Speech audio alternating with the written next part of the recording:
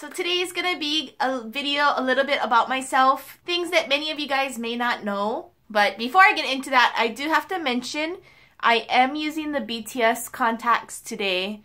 I feel like it doesn't show up on camera as well as it does in person. Plus my lighting's not the greatest right now, but I'm wearing the hazel ones. And I think you can kind of tell my eyes are a little lighter than usual. But when I look in the mirror, it looks so nice. Like, I love it. It looks so natural too. Like, you almost can't tell that it's contacts. Like, even a couple days ago, I went to a Christmas party and I wore these contacts. And I met this one new person and like, she had really nice eyes. She had like hazily eyes. And when I told her like, I like your eyes, she's like, I like yours too. I was like, mine are contacts. She's like, I was wondering because it kind of doesn't look like contacts. But I guess it looked enough like contacts. If not, she wouldn't have said that. And now for my story. And I'm not sure if any of you guys are kind of wondering why I live in Japan when obviously I love K-pop so much. Like, why not Korea? And I kind of wanted to get into that today because there's several reasons why I don't live in Korea. But before I get into the story of why I'm in Japan and not Korea, I kind of wanted to go a little further back and share with you guys the reason why I came to Japan in the first place. I did a video on this several years back. I think it was back when I first started doing videos, but a lot of you guys weren't here at that time, so I'm gonna get into that first. And so there is several reasons why I decided to come to Japan, and some of the bigger reasons were that I was interested in Japanese dramas and J-pop at the time, and I've always kind of been interested in learning Japanese. So that was kind of the big part. And another big part to it is that I am half Japanese. Well, Japanese by blood anyway, because my mom is full Japanese ethnicity-wise, but her and my grandmother were both born in Hawaii, so they're full Americans, American Japanese. So I am half, and I kind of wanted to learn more about Japanese culture and like learn more about Japan. At the time of deciding to come to Japan, I had never been here before. So I did a little 1-month program first and I liked it. So I decided to transfer to a university here in Japan. And so I did 2 years of school here, and now I'm working as an English teacher. And the reason for me wanting to learn Japanese, again, part of it was because I am half Japanese and I was interested in kind of getting in touch with the Japanese culture. But another part to it is when you live in Hawaii, if you know Japanese, your pay does go up. So that was another reason why I did decide to come to Japan. But that's a little touch up on why I came to Japan. So now into the story of why Japan and not Korea. So a few years back when I was really starting to like first get into K-pop, like I was kind of interested in the like more in the past as well, because pretty much once I came to Japan, I started really getting interested in Korean dramas. And at the time I was still going back and forth between Korean and Japanese, but now I barely watch Japanese dramas. But after graduating school and working here for about a year or two, I think, I started thinking about, you know, maybe I want to live in Korea for a couple years, because I did study Korean while I was going to school here in Japan because I was required to take another language other than Japanese and English. So I took Korean, but just taking classes, you don't quite improve your speaking skills. So I really wanted to like immerse myself and actually go to Korea to live for like a year or two and maybe go back to Hawaii after that. But I kind of ran into some problems, and that's the reason why I'm still in Japan, which is not a bad thing. I don't dislike Japan. Japan is really great. I feel comfortable here because I'm already able to like communicate and get around easily, and I have no problems living here in Japan. So there's a good point to that. That is actually part of the reason as well why I don't live in Korea, is because I feel really comfortable here, and because I'm not fluent in Korean, I'm pretty scared to try and live there. Like, I'm pretty sure I'll have no problems, but it is a bit scary. I was willing to try. The only problem is I can't get a teaching job in Korea.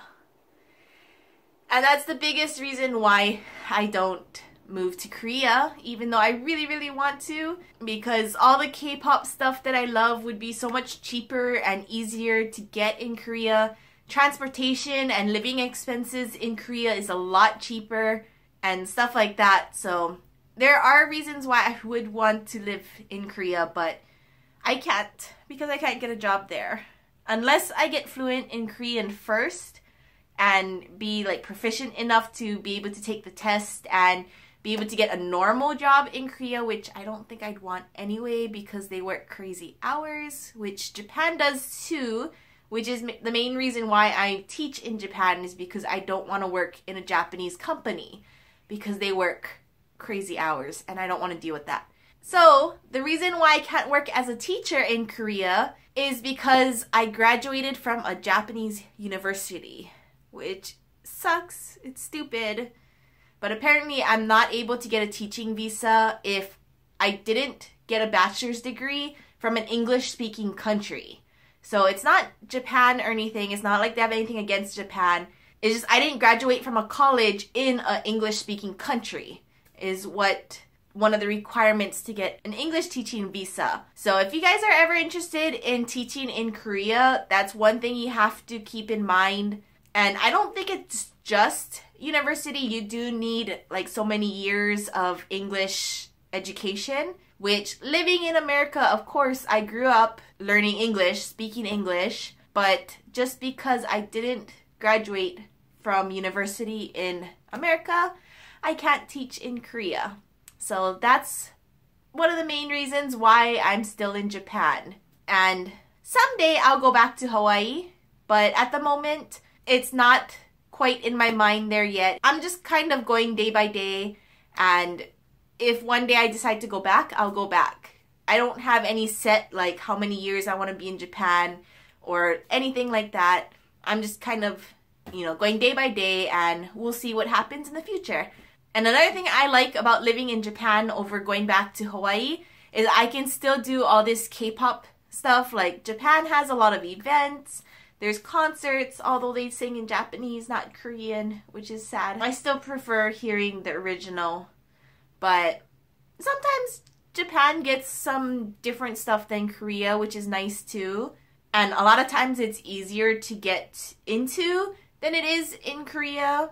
So there's some plus sides to being a K-pop fan in Japan. And of course, once I go back to America, it's gonna go down, especially because if I go back, I will most likely go back to Hawaii.